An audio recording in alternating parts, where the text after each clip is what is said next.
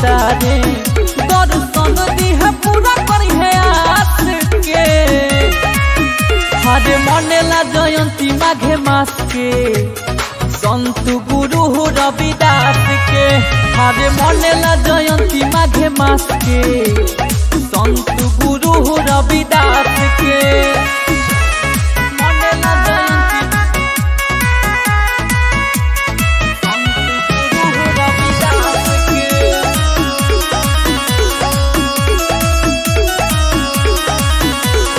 रहिया में धूल स निकली आगे आगे रखावा हो चली।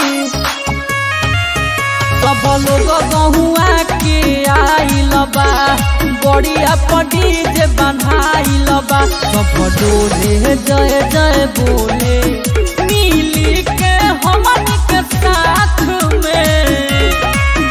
हरे मनेला जयंती माघे मास के संत गुरु रविदास के। हरे मनेला जयंती माघे मास के संत गुरु रविदास के। मनेला जयंती संत गुरु रविदास के।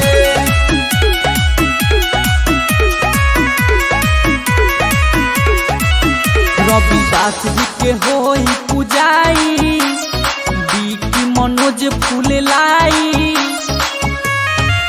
मुन मुन करी है तैयारी हो गृह मंदिरिया सजाई हो। पूरा बहुजन लाह बाटे दिनवा बड़ी खास के।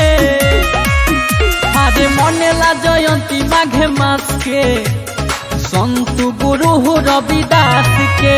हरे मनेला जयंती माघे मास के संत गुरु रविदास के।